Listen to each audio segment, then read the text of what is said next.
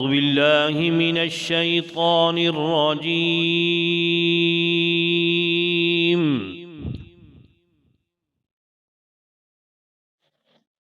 بسم الله الرحمن الرحيم.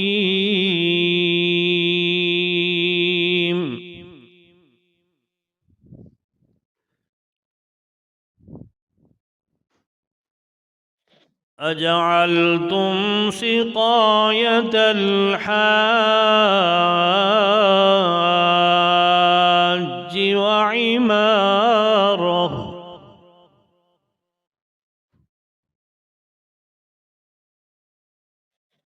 أجعلتم سقاية الحاج وعمارة المسجد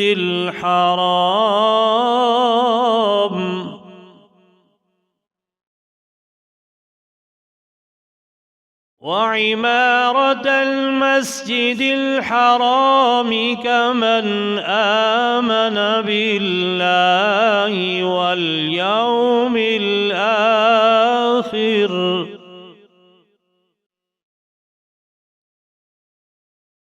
وجاهد في سبيل الله لا يستوون عند الله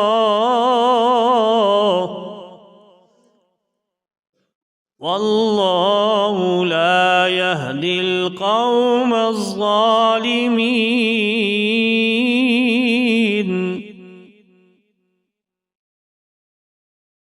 الذين آمنوا وهاجروا وجاهدوا في سبيل الله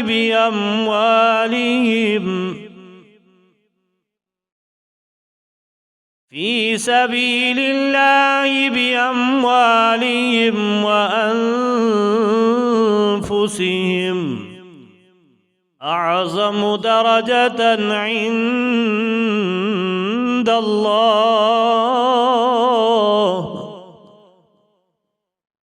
وأولئك هم الفائزون.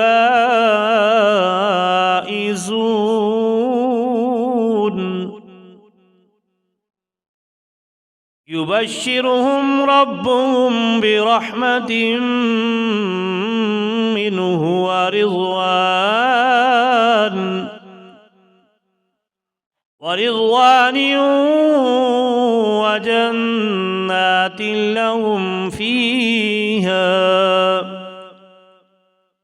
وجنات لهم فيها نعيم مقيم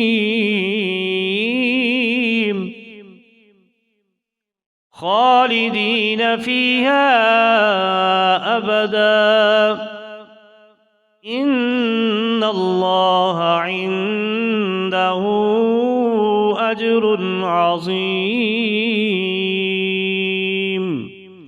صدق الله العظيم.